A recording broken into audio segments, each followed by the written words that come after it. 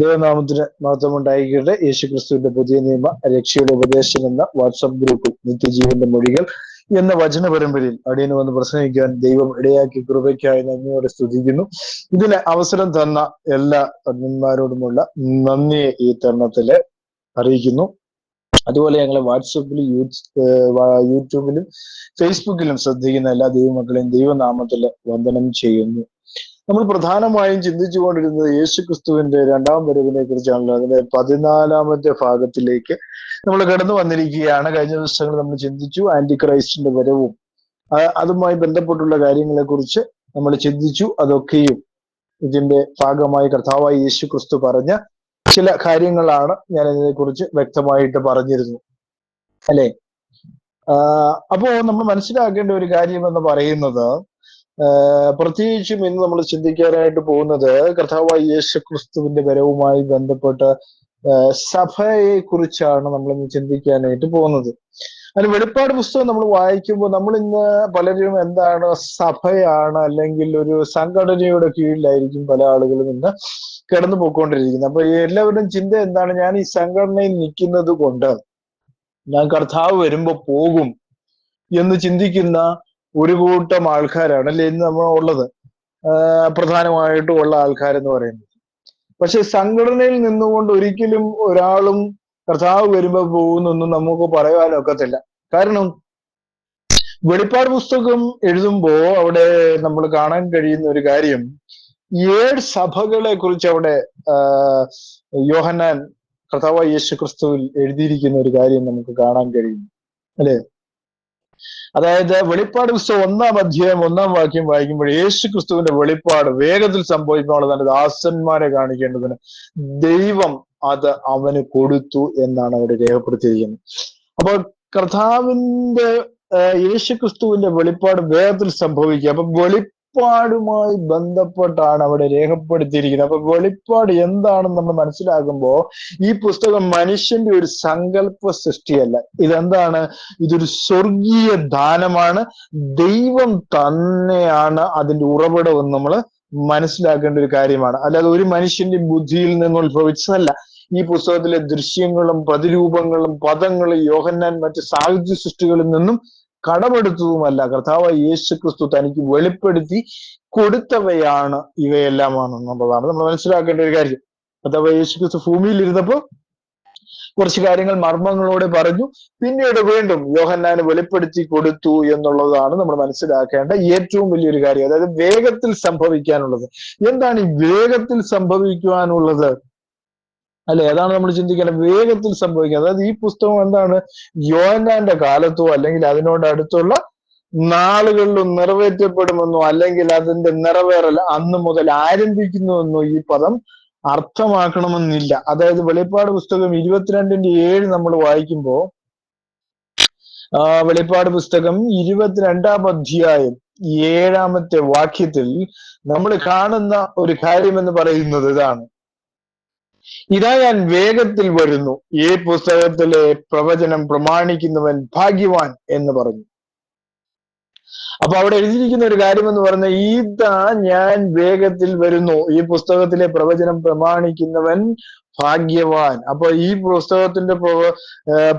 പുസ്തകത്തിലെ പ്രവചനം നിങ്ങൾ പ്രമാണിക്കുന്നവരാണോ എങ്കിൽ നിങ്ങൾ ഭാഗ്യവാന്മാരാണ്. കാരണം കർത്താവ് യേശുക്രിസ്തു നിങ്ങളെ ചേർക്കുവാനാണ് വരുന്നത്, അല്ലെ? നിങ്ങൾ പ്രമാണിക്കുന്നവരാണെങ്കിൽ, നിങ്ങൾ ഒരു സംഘടനയുടെ കീഴിൽ നിന്നുകൊണ്ട് നിൽക്കുന്നവരാണെങ്കിൽ യാതൊരു പ്രയോജനവും അതുകൊണ്ടില്ല. കാരണം നിങ്ങൾ ഈ വചനത്തിൽ പറയുന്നത് പ്രമാണിക്കുന്നവരായിരിക്കണമെന്ന് വളരെ വ്യക്തമായിട്ട് രേഖപ്പെടുത്തിയിരിക്കുന്നു എന്നുള്ളതാണ്. അതുപോലെ തന്നെ 12-ാമത്തെ വാക്യത്തിൽ വായിക്കുന്നു, 22-12 നമ്മൾ വായിക്കുന്നത് എങ്ങനെയാണ്? ഇതാ ഞാൻ വേഗം വരുന്നു, ഓരോരുത്തരും അവന്റെ പ്രവൃത്തിക്ക് തക്കവണ്ണം കൊടുപ്പാൻ പ്രതിഫലം എന്റെ പക്കലുണ്ട്. എന്തുണ്ട്? പ്രതിഫലം കർത്താവിന്റെ കയ്യിലുണ്ട്. അവനവന്റെ പ്രവൃത്തി, അല്ലെ? അവനവൻ ശരീരത്തിലിരിക്കുമ്പോൾ ചെയ്യുന്നത് നല്ലതാണെങ്കിലും തീയതാണെങ്കിലും തക്കവണ്ണം പ്രാപിക്കുമെന്നാണ് പൗലോസ് അപ്പോസ്തലൻ ദൈവവചനം എഴുതിയിരിക്കുന്നത്, അല്ലെ? അപ്പൊ ശരീരത്തിലിരിക്കുമ്പോൾ ചെയ്യുന്നത് നല്ലതായിരിക്കണം. അല്ലേ?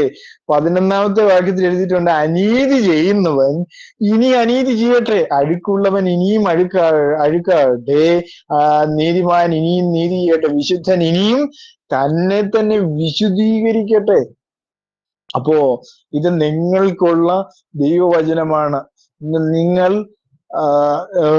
നിങ്ങൾ നീതിമാനാണോ, നീതി ചെയ്യുവാൻ തയ്യാറെടുത്തിട്ടുള്ളവരാണോ എന്നുള്ളതാണ് ദൈവാത്മാവ് ചോദിക്കുന്നത്. വിശുദ്ധനാണോ നിങ്ങൾ, വിശദീകരിക്കുന്നവരാണോ എന്നുള്ള കാര്യം ദൈവാത്മാവ് ഈ വചനത്തിലൂടെ നിങ്ങളോട് ചോദിക്കുന്നു എന്നുള്ളതാണ് സത്യം എന്ന് പറയുന്നത്. 20-ാമത്തെ വാക്യത്തിൽ രേഖപ്പെടുത്തിയിരിക്കുകയാണ്, ഇത് സാക്ഷീകരിക്കുന്നവൻ അതേ ഞാൻ വേഗം വരുന്നു എന്ന് അരുളിച്ചെയ്യുന്നു. ആമേൻ ആമേൻ, കർത്താവായ യേശുവേ വരേണം. അല്ലെ, ഇത് സാക്ഷീകരിക്കുന്നവൻ, ഈ ദൈവവചനം സാക്ഷീകരിക്കുന്നവൻ അതേ ഞാൻ വേഗം വരുന്നു. അവന് വേണ്ടിയാണ് കർത്താവ് വരുന്നത്. ഇത് സാക്ഷീകരിക്കുന്നവന് വേണ്ടിയാണ് അവൻ വേഗം വരുന്നത്. ആമീൻ ആമീൻ, കർത്താവായ യേശുവേ വരേണമേ എന്ന് അവിടെ രേഖപ്പെടുത്തിയിരിക്കുന്നു. അതാണ് ഇനി സംഭവിക്കാനുള്ളത് എന്നുള്ള കാര്യം. അതായത് താൻ വേഗം വരുമെന്നാണ് കർത്താവ് പറയുന്നത്. യേശു കർത്താവ് 3 പ്രാവശ്യം അവിടെ പറയുന്നു. എന്നാൽ യോഹന്നാന്റെ കാലത്തോ അതിന്റെ അടുത്ത സമീപഭാവിയിലോ അല്ലെങ്കിൽ നമ്മുടെ കാലമായിട്ട് പോലും യേശു കർത്താവ് ഇതുവരെ വന്നിട്ടില്ല. അങ്ങനെയെങ്കിൽ വേഗത്തിൽ എന്നതിന്റെ അർത്ഥം എന്താണ്? വിശിഷ്ടമായ വിശദീകരണങ്ങൾ വ്യാഖ്യാതാക്കൾ നൽകുന്നുണ്ട്. എന്നാലും എന്താണ് ദൈവീയ കാഴ്ചപ്പാടിലെ വേഗമാണ് ഇവിടെ സൂചിപ്പിക്കുന്നത്. 2 പത്രോസ് 3:8 നമ്മൾ വായിക്കുന്നു. 2 പത്രോസ് 3:8 നമ്മൾ വായിക്കുന്നത്, എന്നാൽ പ്രിയമുള്ളവരെ, കർത്താവിന് ദിവസം 1000 സംവത്സരം പോലെയും 1000 സംവത്സരം ഒരു ദിവസവും പോലെയും ഇരിക്കുന്നു എന്നീ കാര്യങ്ങൾ നിങ്ങൾ മറക്കരുത്. വളരെ ശ്രദ്ധിക്കേണ്ട ഒരു കാര്യമാണ്. കർത്താവിന് ഒരു ദിവസം എന്ന് പറയുന്നത് എത്രയാണ്? 1000 സംവത്സരമാണ്. 1000 സംവത്സരം എന്താണ്? ഒരു ദിവസം പോലെയും ഇരിക്കുന്നു എന്നാണ് നമ്മൾ മനസ്സിലാക്കേണ്ട ഏറ്റവും വലിയൊരു കാര്യം എന്ന് നമ്മൾ പറയുന്നത്. അപ്പൊ യോഹന്നാന്റെ കാലം മുതൽ നമ്മുടെ വരെയുള്ള 2 ദിവസത്തിൽ കുറഞ്ഞ സമയം, അതായത് സങ്കീർത്തനം 90:4 നമ്മൾ വായിക്കുമ്പോൾ, സങ്കീർത്തനങ്ങൾ 90:4 നമ്മൾ വായിക്കുന്നു. 90:4 4-ാം വാക്യത്തിൽ എഴുതിയിരിക്കുന്ന, 1000 സംവത്സരം നിന്റെ ദൃഷ്ടിയിൽ ഇന്നലെ കഴിഞ്ഞു പോയ ദിവസം പോലെയും രാത്രിയിലെ ഒരു യാമം പോലെയും മാത്രം ഇരിക്കുന്നു എന്ന് അവിടെ വായിക്കുന്നു. അതായത് അല്ലെങ്കിൽ വേഗത്തിൽ എന്ന് വിവർത്തനം ചെയ്തിരിക്കുന്ന ഗ്രീക്ക് പദം പെട്ടെന്ന് എന്നർത്ഥമുണ്ട്. ഒരിക്കൽ സംഭവിക്കാൻ തുടങ്ങുന്ന കാര്യങ്ങൾ പെട്ടെന്ന് വന്ന് ഭവിച്ചിരിക്കും. 1 തെസ്സലോനിക്കർ 5:2 നമ്മൾ വായിക്കുന്നു. 1 തെസ്സലോനിക്കർ 5:2 5-ാം അധ്യായം 2-ാം വാക്യം, സഹോദരന്മാരെ, കാലങ്ങളെയും സമയങ്ങളെയും കുറിച്ച് നിങ്ങളെ എഴുതി അയപ്പാൻ ആവശ്യമില്ല. എന്നാണ് ആദ്യം എഴുതിയിരിക്കുന്നത്. രണ്ടാമത്തെ കള്ളൻ രാത്രിയിൽ വരും പോലെ കർത്താവിന്റെ നാൾ വരുന്നു. വളരെ ശ്രദ്ധിക്കേണ്ട ഒരു കാര്യമാണ്. കള്ളൻ രാത്രി വരുന്നത് പോലെയാണ് കർത്താവിന്റെ നാൾ എന്നാണ് അവിടെ രേഖപ്പെടുത്തിയിരിക്കുന്നത്. കർത്താവിന്റെ നാള്, കർത്താവിന്റെ ദിവസം കള്ളനെ പോലെ വരും. ഒരുങ്ങിയിട്ടുണ്ടോ എന്നുള്ളതാണ്, നിങ്ങൾ ഒരുങ്ങിയിട്ടുണ്ടോ എന്നുള്ളതാണ് അവിടെ ചോദിക്കുന്ന ഒരു ചോദ്യം എന്ന് പറയുന്നത്. അപ്പൊ വേഗത്തിൽ എന്ന് പ്രവർത്തനം ചെയ്യുന്ന ഗ്രീക്ക് പെട്ടെന്നുള്ള അർത്ഥമാണ് അവിടെ കൊടുത്തിരിക്കുന്നത്. അതായത് അല്ലെങ്കിൽ ഈ യുഗത്തിന്റെ അന്ത്യം കാണുവാൻ തക്കവണ്ണം ദർശനത്തിൽ യോഹന്നാൻ ഭാവിയിലേക്ക് നയിക്കപ്പെട്ടിരിക്കാമെന്നുള്ള ആ ദർശന രീതി അനുസരിച്ച് കാര്യങ്ങൾ എന്താണ്? വേഗത്തിൽ നടന്നത്. അതായത് അല്ലെങ്കിൽ ദൈവം വേഗത്തിൽ എന്ന പദം ഉപയോഗിച്ചത് ഈ പുസ്തകങ്ങളിലെ കാര്യങ്ങൾ എല്ലായ്പ്പോഴും എന്താണ്? ആസന്നമെന്ന് സൂചിപ്പിക്കുന്നതിനാവാം എന്നുള്ളതാണ്. അതിന്റെ വാക്യം 3 നമ്മൾ വായിക്കുമ്പം 3-ാമത്തെ വാക്യത്തിൽ എഴുതിയിരിക്കുകയാണ്, ഈ പ്രവചനത്തിന്റെ വാക്കുകളെ വായിച്ച് കേൾക്കുന്നവരും അതിൽ എഴുതിയിരിക്കുന്നത് പ്രമാണിക്കുന്നവരും ഭാഗ്യവാന്മാർ. 3-ാമത്തെ വാക്യത്തിൽ എഴുതിയിരിക്കുകയാണ്, ഈ പ്രവചനത്തിന്റെ വാക്കുകളെ വായിച്ച് കേൾപ്പിക്കുന്നവന് എന്താണ്? ഒന്നാമത്തെ എന്താണ്? വായിച്ച് കേൾപ്പിക്കുന്നവനുണ്ട്, അതുപോലെ തന്നെ കേൾക്കുന്നവരുണ്ട്. അതിൽ എഴുതിയിരിക്കുന്ന 3-ാമത്തെ കാറ്റഗറി ഏതാണ്? അതിൽ എഴുതിയിരിക്കുന്നത് പ്രമാണിക്കുന്നവര് എന്താണെന്ന് പറഞ്ഞേക്കുന്ന ഭാഗ്യവാന്മാരാണ്. അല്ലെ? ഭാഗ്യം വേണോ? അല്ലെ? ഇന്നത്തെ കാലത്ത് ഭാഗ്യമൊക്കെ വരണമെങ്കിൽ ലോട്ടറി എടുക്കണമെന്ന് പറയും. ലോട്ടറി എടുക്കുന്നവന് ഭാഗ്യമുള്ളെന്ന് പറയും. പക്ഷെ ഇവിടെ പറഞ്ഞിരിക്കുന്ന ഭാഗ്യം ശ്രദ്ധിച്ചോ? ഇവിടെ പറഞ്ഞിരിക്കുന്ന ഭാഗ്യം എന്താണ്? ഈ വാക്കുകളെ വായിച്ച് കേൾപ്പിക്കുന്നവനും കേൾക്കുന്നവരും അതിൽ എഴുതിയിരിക്കുന്ന പ്രമാണിക്കുന്നവനും ഭാഗ്യവാന്മാർ. സമയം അടുത്തിരിക്കുന്നു. അത് എഴുതിയിരിക്കുക, സമയം അടുത്തിരിക്കുന്നു. അപ്പൊ എന്താണ്? തന്റെ ദാസന്മാരെ കാണിക്കേണ്ടതിന് വേണ്ടിയാണ്. ആരാണ് തന്റെ ദാസന്മാർ? അല്ലെ? അവിടെ എഴുതിയിട്ടുണ്ട്, ആ വാക്കുകളെ വായിച്ച് കേൾപ്പിക്കുന്നവരും കേൾക്കുന്നവരും അതിൽ എഴുതിയിരിക്കുന്ന പ്രമാണിക്കുന്നവരാണ് അവന്റെ ദാസൻ. അല്ലാതെ വേറൊരുത്തനും ദാസനല്ല. അല്ലെ? വേറൊരുത്തനും ദാസനല്ല. ഇതിൽ പറഞ്ഞിരിക്കുന്ന അതേപോലെ തന്നെ ദൈവം ഏകനാണെന്ന് പറഞ്ഞാൽ ഏകനാണെന്ന് തന്നെ അനുസരിക്കാൻ തയ്യാറാകണം. ബഹുത്വമാണെന്നോ അല്ലെങ്കിൽ ബഹുദൈവമാണെന്നോ ചിന്തിക്കുന്നവർക്കുള്ളതല്ല ഈ പറയുന്നത്. ഈ പറയുന്നത് അതുപോലെ അനുസരിക്കണം. ദൈവം ഏകനാണെന്ന് പറഞ്ഞാൽ ഏകനാണെന്ന് തന്നെ വിശ്വസിക്കണം. അല്ലാതെ ബഹുത്വമാണ്, ബഹുദൈവമാണ് എന്ന് ചിന്തിക്കുന്ന തരത്തിലുള്ള പ്രസ്താവനകൾ ഇറക്കുന്നവരെ കുറിച്ചല്ല ഇവിടെ പറഞ്ഞിരിക്കുന്നത്. ഈ ദൈവത്തെ ഏക ദൈവമായി അനുസരിച്ച് ഏക ദൈവത്തെ വിളിക്കുന്ന ദൈവവിശ്വാസിയെ കുറിച്ചാണ് അവിടെ രേഖപ്പെടുത്തിയിരിക്കുന്ന. വാക്കുകളെ വായിച്ച് കേൾപ്പിക്കുന്നവനും കേൾക്കുന്നവരും അതിൽ എഴുതിയിരിക്കുന്ന പ്രമാണിക്കുന്നവനും ഭാഗ്യവാന്മാർ. അപ്പോ അത് മാത്രമല്ല, നിന്റെ പ്രവൃത്തി ഒന്ന് ശരിയായിരിക്കണം, അല്ലെങ്കിൽ പ്രയോജനമൊന്നുമല്ല. ദൈവത്തിന് വേണ്ടി നിലനിൽക്കുന്നവൻ, അല്ലേ? ദൈവം പറയുന്ന അതുപോലെ അനുസരിക്കുന്നവൻ, സ്വന്തം ബുദ്ധിയിൽ നിന്ന് എഴുതിയെടുത്തത് പ്രമാണിക്കുന്നവനല്ല. ഇത് ദൈവത്തിന്റെ വചനം എടുത്ത് പ്രമാണിക്കുന്നവന്റെ കാര്യമാണ് ഇവിടെ രേഖപ്പെടുത്തിയിരിക്കുന്ന പ്രിയ സഹോദരങ്ങളെ. അപ്പോ അതിന്റെ വാക്യത്തിൽ എഴുതിയിരിക്കുന്നത് തന്റെ ദാസന്മാരെ കാണിക്കണം. എന്താണ് തന്റെ ദാസന്മാരെ കാണിക്കേണ്ടത്? ദൈവം ഈ പുസ്തകം നൽകി എന്താണ്? ഭാവിയെ കുറിച്ച് വെളിപ്പെടുത്തുകയാണ്, അല്ലാതെ അതിനെ ഗോപ്യമാക്കി വെക്കുവാനല്ല. അല്ലേ? ഇത് നാം മനസ്സിലാക്കാൻ വേണ്ടി, അല്ലാതെ ആശയക്കുഴപ്പത്തിനുള്ളതല്ല. നാം മനസ്സിലാക്കണം ഭാവിയിൽ ഇനി എന്ത് സംഭവിക്കും എന്ന് മനസ്സിലാക്കുവാനായിട്ട് തന്റെ ദാസന്മാർക്ക് വേണ്ടിയാണ് ഈ പുസ്തകം എഴുതിയിരിക്കുന്നത്. തന്നെ അല്ലാതെ പോകുന്നവർക്കും വരുന്നവർക്കുമല്ല. ലേബിൾഡ് ക്രിസ്ത്യാനികൾക്ക് വേണ്ടി അല്ല എഴുതിയിരിക്കുന്നത്. എന്താണ്? 3 ദൈവങ്ങളുള്ളവർക്ക് വേണ്ടിയല്ല. ഈ വചനത്തിൽ പറഞ്ഞിരിക്കുന്ന അതേപടി അനുസരിക്കുന്ന ആളുകൾക്ക് വേണ്ടിയാണ് ഇത് എഴുതി വെച്ചിരിക്കുന്നത്. അല്ലാത്തവർക്ക് വേണ്ടി അല്ല ഇത് എഴുതി വെച്ചിരിക്കുന്നത്. അപ്പൊ എല്ലാവർക്കും ഒരു ചിന്തയുണ്ട്, അല്ലേ? ഇതനുസരിക്കുന്നവരാണ്. ഇതൊരു കഥപുസ്തകം വായിക്കുന്നവരാണെങ്കിൽ യാതൊരു പ്രയോജനവും ഇതുകൊണ്ട് ഇല്ല എന്നുള്ളതാണ് സത്യം എന്ന് പറയുന്നത്. ഒരു കഥാപുസ്തകമോ ബാലരമ്യോ വായിക്കുന്ന പോലെ ഇതിനകത്ത് വിശ്വാസം, അല്ലെ നിരീശ്വരവാദിയോ അങ്ങനെയുള്ള ആൾക്കാരാണെങ്കിൽ ഇതുകൊണ്ട് വലിയ പ്രയോജനമൊന്നും തന്നെ ഇല്ല. അങ്ങനെയുള്ളവർക്ക് വേണ്ടി അല്ല ഈ പുസ്തകം എഴുതിയിരിക്കുന്നത്. വളരെ വ്യക്തമായിട്ട് അവിടെ രേഖപ്പെടുത്തിയിട്ടുണ്ട്, അല്ലെ? അയച്ച ദാസന് യോഹന്നാനെ പ്രദർശിപ്പിച്ചു, അല്ലെ? അയച്ച തന്റെ ദാസനായ യോഹന്നാനെ കൊണ്ട് അത് പ്രദർശിപ്പിക്കുകയും കൂടി ചെയ്തു. ദൈവം അത് അവന് കൊടുത്തു. അവിടെ ശ്രദ്ധിക്കണം, കാണിക്കേണ്ടതിന് ദൈവം അത് അവന് കൊടുത്തു. ആർക്ക്? യോഹന്നാന് കൊടുത്തു. അത് തന്റെ ദൂതൻ മുഖാന്തരമായി തന്റെ ദാസനായ യോഹന്നാന് പ്രദർശിപ്പിച്ചു എന്നവിടെ എഴുതിയിരിക്കുന്നു. അത് തന്റെ ദൂതൻ.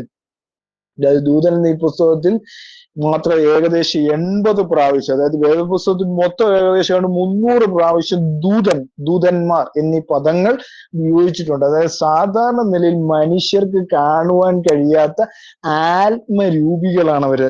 അതായത് ഈ കാലങ്ങളിൽ അവർ മനുഷ്യരൂപത്തിൽ പ്രത്യക്ഷപ്പെടുന്നു. അതായത് അസംഖ്യം ദൂതന്മാരുണ്ട്, അല്ലെ?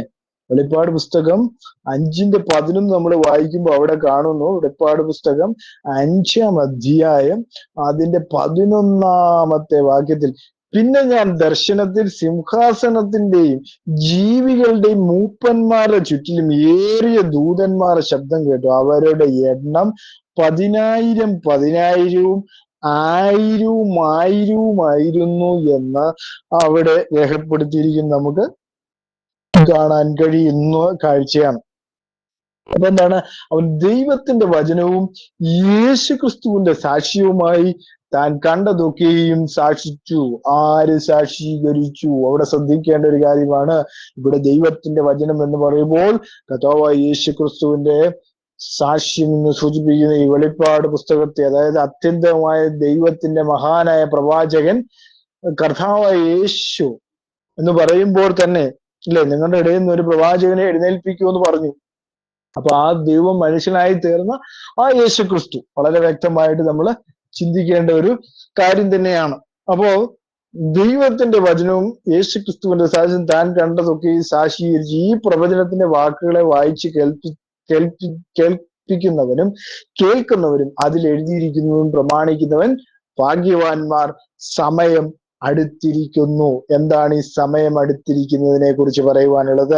സമയം അടുത്തിരിക്കുന്നു എന്ന് പറഞ്ഞാൽ ഈ വാക്കുകൾ എന്താണ്? ഒന്നാം വാക്യത്തിലെ വേഗത്തിൽ എന്ന പദത്തെ പോലെ ഇത് സൂചിപ്പിക്കുന്നത്. അതായത് തന്റെ ജീവാവസാനത്തെങ്കിൽ യോഹന്നാൻ ഈ വാക്കുകൾ എഴുതിയപ്പോൾ ഈ പുസ്തകത്തിൽ വെളിപ്പെട്ട കാര്യങ്ങൾ സംഭവിക്കാൻ തുടങ്ങിയിരുന്നില്ല എന്നുള്ളതാണ് പ്രധാനമായ സത്യം എന്ന് പറയുന്നത്, അല്ലേ? അപ്പൊ അത് നടന്നിട്ടില്ല, നടക്കാൻ പോകുന്നതേ ഉള്ളൂ. ഈ 4-ാമത്തെ വാക്യത്തിൽ എഴുതിയിരിക്കുകയാണ്, യോഹന്നാൻ ആസിയയിലെ 7 സഭകൾക്ക് എഴുതുന്നു, ഇരിക്കുന്നവനും ഇരുന്നവനും വരുന്നവനുമെങ്കിൽ നിന്നും അവന് സിംഹാസനത്തിലുള്ള 7 ആത്മാക്കളുടെ പക്കൽ നിന്നും വിശ്വസ സാക്ഷിയും മരിച്ചവരിൽ ആദ്യജാതനും ഭൂരാജാക്കന്മാർക്ക് അധിപതിയുമായി യേശു ക്രിസ്തുവിൽ നിന്നും നിങ്ങൾക്ക് കൃപയും സമാധാനവും ഉണ്ടാകട്ടെ എന്നാണ് അവിടെ രേഖപ്പെടുത്തിയത്. അപ്പൊ യോഹന്നാൻ എന്ത് ചെയ്യാണ്? ആസിയയിൽ 7 സഭകൾക്ക് എഴുതാൻ പോവാണ്, അല്ലെ? എഴുതുകയാണ്. ഇരിക്കുന്നവനാണ്, ഇരുന്നവനാണ്, വരുന്നവനുമായവങ്കലിൽ നിന്ന്. അപ്പൊ എന്താണ്? അവൻ ഇരിക്കുന്നവനാണ്, എന്നേക്കുമായി ഇരിക്കുന്നവനാണ്, അല്ലേ? അവൻ ദൈവമാണ്, അതുകൊണ്ടാണ് അവൻ ഇരിക്കുന്നവൻ. ഇരുന്നവനാണ്, അല്ലേ?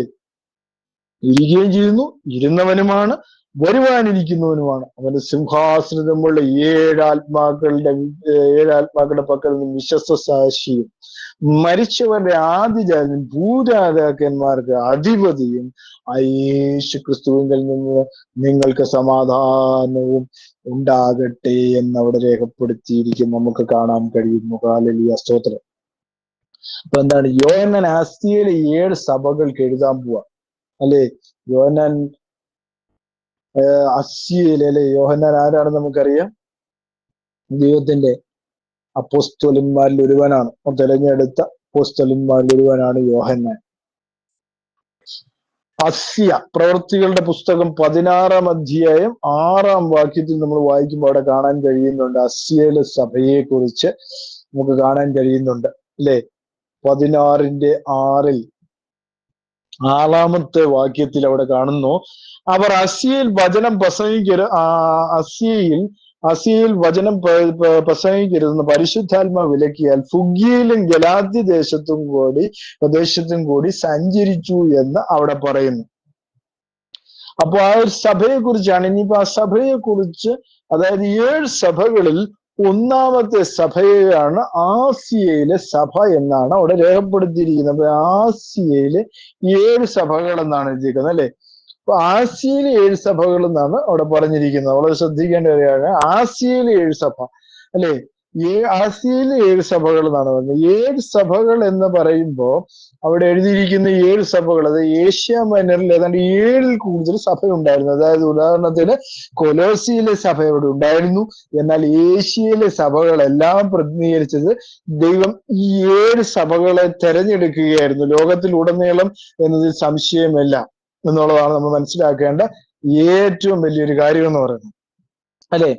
അപ്പോ 7 സഭകൾക്ക് എഴുതുകയാണ്, ഇരിക്കുന്നവനാണ്, ഇരുന്നവനാണ്, വരുവാനുള്ളവനായ ദൈവമാണ്, അവന്റെ സിംഹാസനമുള്ള 7 ആത്മാക്കളുടെ പക്കൽ നിന്നും. വളരെ ശ്രദ്ധിക്കേണ്ട ഒരു കാര്യമാണ്, അവന്റെ സിംഹാസനത്തിൽ നിന്നുമുള്ള 7 ആത്മാക്കൾ, അല്ലേ? അപ്പൊ നമ്മളൊരു ചിന്തിക്കേണ്ട ഒരു കാര്യം എന്ന് പറഞ്ഞു കഴിഞ്ഞാൽ, ഇന്നത്തെ തൃത്വക്കാരാണെങ്കിൽ 3 പേരാണെന്ന് പറഞ്ഞു. അപ്പൊ 3 സിംഹാസനം സ്വർഗത്തിൽ വേണം. കാരണം തൃത്വക്കാരെ സംബന്ധിച്ചിടത്തോളം അങ്ങനെ വേണം. കാരണം ഏക ദൈവത്തിൽ വിശ്വസിക്കുന്ന ഒരേ ഒരു ദൈവമേ ഉള്ളൂ എന്ന് വിശ്വസിക്കുന്നവർക്കെല്ലാം ഒറ്റ സിംഹാസനമുള്ള ഒരു ദൈവമേ ഉള്ളൂ, അല്ലെ? തൃത്വക്കാരെന്ന് പറയുമ്പോൾ തൃത്വക്കാർക്ക് 3 സിംഹാസനങ്ങൾ വേണ്ടി വരും. കാരണം 3 ദൈവങ്ങൾ ഇരിക്കണമല്ലോ. അതാണ് അതിനകത്ത് വരുന്ന ഏറ്റവും വലിയൊരു പ്രശ്നം എന്ന് പറയുന്നത്. അപ്പൊ 7 ആത്മാക്കൾ, അതായത് 7 ആത്മാക്കൾ എന്ന് പറയുമ്പോൾ വെളിപ്പാട് പുസ്തകം 3:1 നമ്മൾ വായിക്കുന്നു.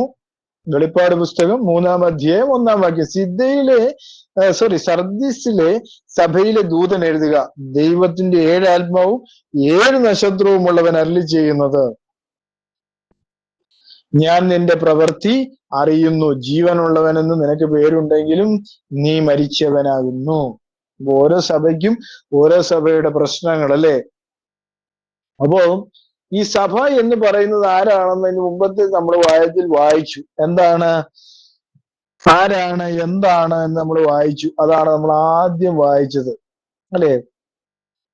തന്റെ ദാസന്മാരെ ദൈവം അവന് കൊടുത്തു, തന്റെ ദാസന്മാരെ കാണിക്കണം. അപ്പം തന്റെ ദാസന്മാരാണ് ഈ സഭ എന്ന് പറയുന്നത്. രക്ഷിക്കപ്പെട്ട് സ്ഥാനപ്പെട്ട് കർത്താവിന്റെ കൽപ്പനകൾ അനുസരിച്ച് ദിനംപ്രതി അവരെ എന്ത് ചെയ്തു, സഭയോട് കൂട്ടിച്ചേർത്തു എന്നാ പറയുന്നത്. അങ്ങനെയുള്ളവരെ കുറിച്ചാണ് പറഞ്ഞിരിക്കുന്നത്. അല്ലാതെ ഇവിടെ പറയുന്ന ബെന്തിക്കോസോ യാക്കോബായോ ഓർത്തഡോക്സോ മർത്തോമായോ അല്ലെങ്കിൽ എന്താ പറയാ വേറെ എന്തെങ്കിലും സംഘടനയോ ഒന്നുമല്ല.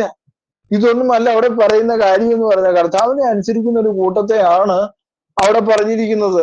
ദൈവത്തിന് അച്ചട്ടായി അനുസരിക്കുന്ന ഒരു കൂട്ടത്തെ കുറിച്ചാണ് അവിടെ പറഞ്ഞിരിക്കുന്നത്. അല്ലാതെ ഈ പറയുന്ന കത്തോലിക്ക മുതൽ ബെന്തിക്കോസ് വരെയുള്ള പ്രസ്ഥാനങ്ങളെ കുറിച്ചല്ല അവിടെ പറയുന്നത്. പല ആളുകളും ചിന്തിച്ചു വെച്ചിരിക്കുന്ന അങ്ങനെയുള്ള പ്രസ്ഥാനത്തെ കുറിച്ച് അവിടെ പറഞ്ഞിരിക്കുന്നത്. അങ്ങനെ ഒരു പ്രസ്ഥാനത്തെ കുറിച്ച് അവിടെ പറയുന്നത് ഇല്ല. കാരണം ഇതൊക്കെ ഓരോ കാലങ്ങളിൽ അപ്പോസ്തലന്മാർ പോയി സുവിശേഷം പറഞ്ഞ് നേടിയെടുത്ത ആൾക്കാരാണ് ഈ പറയുന്ന ദാസന്മാരെന്ന് പറയുന്നത്. ദാസന്മാരെ കാണിക്കേണ്ടതിനാണ് എഴുതിയത്. അല്ലാതെ വഴിയെ പോകുന്നവരെ ഒന്നും അല്ല അവിടെ പറഞ്ഞിരിക്കുന്നു എന്നുള്ള കാര്യം വളരെ വ്യക്തമാണ് പ്രിയ സഹോദരങ്ങളെ അല്ലെ. ചിന്തിക്കേണ്ട ഒരു കാര്യം തന്നെയാണ്. അപ്പൊ അവിടെ നമ്മൾ ചിന്തിക്കുമ്പോൾ തന്നെ അവന്റെ സിംഹാസനമുള്ള 7 ആത്മാക്കളുടെ പക്കൽ നിന്നും വിശ്വസ്ത സാക്ഷിയും, എന്താണ് വിശ്വസ്ത സാക്ഷി? ആരാണ് ഈ വിശ്വസ്ത സാക്ഷി? അതായത് സത്യം അറിയുകയും അത് വെളിപ്പെടുത്തുകയും ചെയ്യുന്നവനാണ് സാക്ഷി. അതായത് വിശ്വസ്തനായ ഒരുവൻ യാതൊരു വിധത്തിലും സത്യം എന്ത് ചെയ്യത്തില്ല, വളച്ചൊടിക്കത്തില്ല. അറിയപ്പെടേണ്ട യാതൊന്നും മറച്ചു വെക്കുകയുമില്ല. നാം കേൾക്കേണ്ടതായ കാര്യങ്ങൾ കർത്താവായ യേശു കൃത്യമായി നമ്മോട് പറയുന്നു. നമ്മുടെ നന്മയ്ക്കായുള്ളത് ഒന്നും തന്നെ താൻ തടഞ്ഞു വെക്കുന്ന ഒരു ദൈവമല്ല. നമ്മൾ മനസ്സിലാക്കേണ്ട ഒരു കാര്യമാണ്. നമ്മുടെ നന്മയ്ക്കായിട്ട്, അതായത് അവന്റെ ദാസന്മാര്, നമ്മൾ അവന്റെ ദാസനാണെങ്കിൽ, അവന്റെ പ്രിയപ്പെട്ടതാണെങ്കിൽ അല്ലെ, അവനൊരിക്കലും എന്ത് ചെയ്യത്തില്ല, നമുക്ക് ദോഷം വരാന് ഒരിക്കലും അനുവദിക്കുന്ന ദൈവമല്ല. ആ ദോഷം വരുന്നതെല്ലാം അവൻ എന്ത് ചെയ്യും, തടുത്തു മാറ്റുന്ന ദൈവമാണ് എന്നുള്ള കാര്യം അവിടെ ഓർമ്മിപ്പിക്കുന്നു. അതാണ് വിശ്വസ്ത സാക്ഷിക്കുള്ള ഒരു വലിയ ഗുണമെന്ന് പറയുന്നത്. പിന്നെ മരിച്ചവരിൽ ആദ്യ ജാതനാണ് അല്ലെ, മരിച്ചവരിൽ ആദ്യ ജാതൻ. ഈ ആദ്യ ജാതൻ എന്നൊക്കെ പറയുമ്പോൾ എല്ലാവരും ചിന്തിക്കുന്നത് എന്താണ് അല്ലെ, രണ്ടാമത്തെ ആളാണ് ഈ ആദ്യ ജാതൻ എന്നാണ് എല്ലാവരും ചിന്തിച്ചത്. ആദ്യ ജാതൻ എന്ന് പറഞ്ഞു കഴിഞ്ഞാൽ പാപം ചെയ്യാത്തവർക്ക് ആദ്യ ജാതനായിട്ട് ഒരുവനേ ഉള്ളൂ. അവന്റെ പേര് യേശു ക്രിസ്തു എന്നാണ്. കാര്യം നമ്മൾ മറന്നു പോകരുത്. അവന്റെ പേര് ആദ്യ ജാതൻ. അതാണ് ശ്രേഷ്ഠതയും ഔന്നത്യത്തെയും പരമാധികാരത്തെയുമാണ് അത് സൂചിപ്പിക്കുന്നത്. കർത്താവ് യേശു ക്രിസ്തു മരിച്ചവരുടെ ഇടയിൽ നിന്ന് ഉയർത്തെഴുന്നേറ്റു. അതൊരു സത്യമല്ലേ? ആ സത്യമാണ് അവിടെ നമുക്ക് കാണാൻ കഴിയുന്ന ആദ്യ ജാതൻ, മരിച്ചവരെന്ന ആദ്യ ജാതൻ അല്ലേ. ദൈവം മനുഷ്യനായിട്ട് ഭൂമിയിൽ ഇറങ്ങി വന്നു, മനുഷ്യനെ പോലെ ജീവിച്ചു, മനുഷ്യനായിട്ട് ഭൂമിയിൽ ഫുഡ് കഴിച്ചു, വെള്ളം കുടിച്ചു, മനുഷ്യനെ പോലെ നടന്നു, മനുഷ്യനെ പോലെ ജീവിച്ചു അല്ലെ, മനുഷ്യർക്ക് വേണ്ടി മരിച്ചു, ഉയർത്തെഴുന്നേറ്റു അല്ലെ, കൂശിലവൻ രക്തം മുഴുവൻ ചൊരിഞ്ഞു തന്ന് നമുക്ക് വേണ്ടി തന്നവനായ നമ്മുടെ കർത്താവായ യേശു ക്രിസ്തു അല്ലെ, ദൈവം മനുഷ്യനായ ക്രിസ്തു. അപ്പോ അത് മനസ്സിലാക്കേണ്ട ഒരു വലിയൊരു പാഠം തന്നെയാണ്. അത് ഭൂരാജാക്കന്മാർക്ക് ആധിപതിയുമാണ്. വളരെ ശ്രദ്ധിക്കേണ്ട ഒരു കാര്യമാണ്. ഭൂരാജാക്കന്മാർക്ക് അധിപതി. വെളിപ്പാട് പുസ്തകം 19:16 നമ്മൾ വായിക്കുന്നു. വെളിപ്പാട് പുസ്തകം 19:16 വാക്യത്തിൽ നമ്മൾ വായിക്കുന്നത് എങ്ങനെയാണ്? രാജാതി രാജാവും കർത്താതി കർത്താവും എന്ന നാമം അവന്റെ ഉടുപ്പിന്മേലും തുടമേലും എഴുതിയിരിക്കുന്നു. അതുകൊണ്ട് അവൻ എന്താണ്? ഭൂരാജാക്കന്മാർക്ക് അധിപതിയാണ്. സദൃശ്യവാക്യങ്ങൾ 21:1 നമ്മൾ വായിക്കുന്നു. സദൃശ്യവാക്യങ്ങൾ 21:1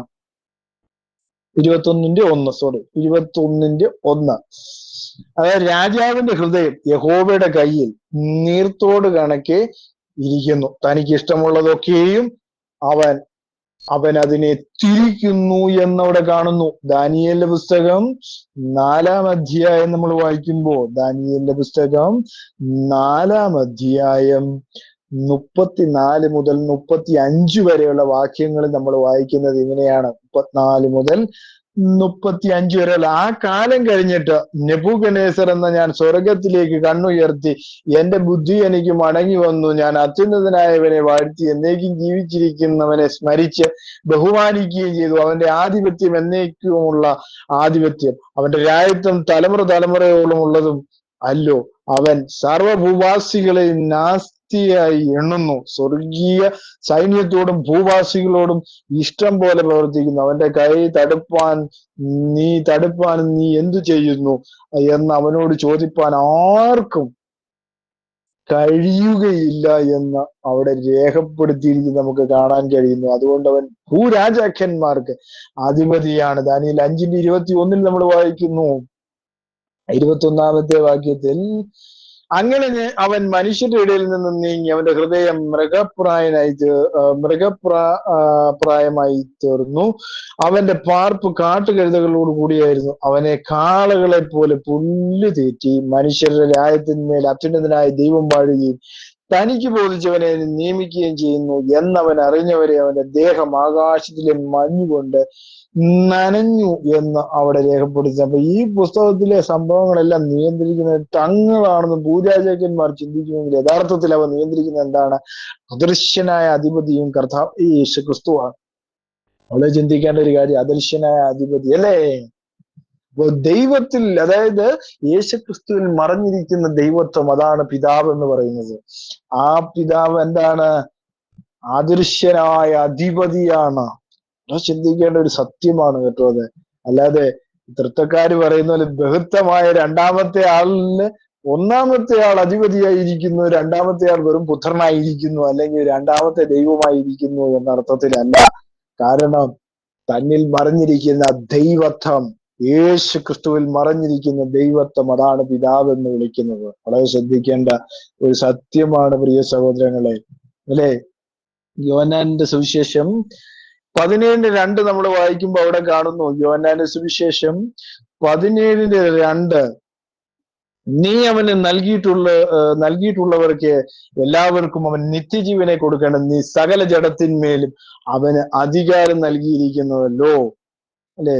അവിടെ എഴുതിയിരിക്കുന്നത് വളരെ ചിന്തിക്കേണ്ട ഒരു കാര്യമാണ്. ഏകസത്യ ദൈവമായ നിന്നെയും നീ അയച്ചിരിക്കുന്ന യേശു ക്രിസ്തുവിനെ അറിയുന്നത് തന്നെ നിത്യജീവനാകുന്നു. അപ്പൊ ഏക സത്യ ദൈവമേ നമുക്കുള്ളൂ. ആ ഏക സത്യ ദൈവം മനുഷ്യനായിട്ട് ഭൂമിയിൽ വെളിപ്പെട്ടു. യേശു ക്രിസ്തു, അവനൊരു ദൈവത്വമുണ്ട്, മറഞ്ഞിരിക്കുന്ന ദൈവത്വം. അതെന്താണ്? സകല ജഡങ്ങളുടെ ഉടയവനായ പിതാവെന്ന ആ പദവി. ഹല്ലേലൂയ, സ്തോത്രം, അല്ലേ? സകല ജഡങ്ങളുടെയും ഉടയവനായ പിതാവ് എന്ന പദവി, അത് മറഞ്ഞിരിക്കുന്ന ഒന്ന് തന്നെയാണ്. വളരെ ചിന്തിക്കേണ്ട ഒരു വാസ്തവമാണ് കേട്ടോ പ്രിയരെ. മത്തായിയുടെ സുവിശേഷം 28:18 നമ്മൾ വായിക്കുന്നു. മത്തായിയുടെ സുവിശേഷം 28:18, യേശു അടുത്ത് ചെന്ന്, സ്വർഗത്തിലും ഭൂമിയിലും സകല അധികാരവും എനിക്ക് നൽകപ്പെട്ടിരിക്കുന്നു. അപ്പൊ എന്താണ് അതിനകത്ത് മനസ്സിലാക്കേണ്ടത്? ദൈവം മനുഷ്യനായി നിന്നുകൊണ്ട് തന്റെ അധികാരം ഭൂമിയിൽ എല്ലാ സകല അധികാരവും തന്നിലാണ് എന്ന് പറയുന്നു. പിശാചിനെ തോൽപ്പിച്ചു. പിശാചിന് ചില അധികാരങ്ങൾ ഭൂമിയിൽ ഉണ്ടായിരുന്നു. അതിനെയെല്ലാം എന്ത് ചെയ്തു?